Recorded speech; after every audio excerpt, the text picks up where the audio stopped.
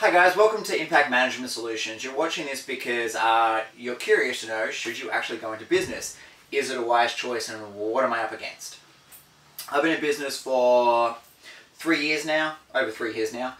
And I can say the last 3 years have been a learning curve. The entire 3 years have been a solid learning curve. And had I known now what I knew, had I known now back then, I would have done things vastly different. And that's what I want to share with you at this point in time. So the magical question is, should I go into business? And there's a lot of elements to think about. People commonly go into business because they think they can do their job better than their boss, and therefore they're going to get paid more. Which is true. In most cases, it's true. Others want the flexibility. Being in business, you can choose your own hours, and you have that sort of ball game. And down the track, that is absolutely true as well. Now, if that's the case, and that's what you want, by all means, perfect. There's a couple of key elements you need to keep in thought though. Number one, getting started in business is a bucket ton of work. There's a whole process you got to go through. And the first thing I'm going to say to you is find someone who's done it before that can tell you what not to do. I personally, if I went back 3 years with my current knowledge, I could easily save myself $150,000 to $200,000. For someone my age, that's a lot of money. Could buy a freaking apartment with that.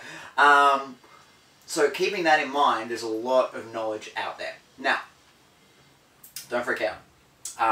Because what I've done for you guys here is basically I've made a short course down the bottom here that you can subscribe to for only $29. And for that $29, I will give you the $200,000 worth of knowledge of what not to do. As a starting point, the fundamental question is, should I or should I not go into business? If you have something that you're really passionate about, you're really good at, and you really enjoy doing, but you cannot find a workplace that can optimize that, great, go into business. People can go into business part-time on the side as well as having a full-time job. That's the key thing. So before you go quitting a job or anything like that, let's not jump down the ball game too far. The first thing you want to do is do some research on what you're good at and find out, is there actually a market for it and a market that I can cash in on? So the first basis, and I know that people quite often don't like doing market research, personally hate it. So here is my solution to you. Outsource it. One of the first things you're going to discover in business is a wonderful experience. If you're coming with me, is a wonderful world of outsourcing. Things get done for you for a very small price. So you want to have a research project done. Basically, you want to outline what you're thinking about doing, what the market is, what your local market is, and what the value of that market is, of what you can charge for it. So you want to put together a little proposal to really determine what you want to do in business, and then send that to outsourcing. So outsourcing you can find on Fiverr.com, that's Fiverr.com, links down the bottom.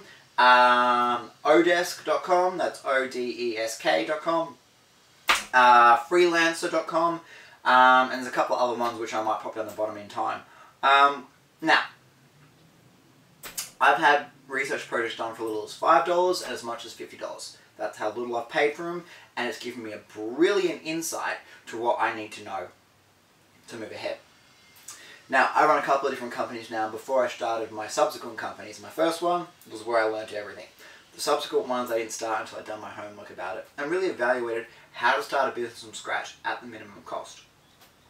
So, if you want to know more and you decide to go ahead with business, perfect. For 29 bucks down here, I'll give you all the starting points you need to know so that you don't waste a single cent like I did. Where to start, what to do first, and what order to do things in. It's a brilliant asset for you, and it will help you massively along the way.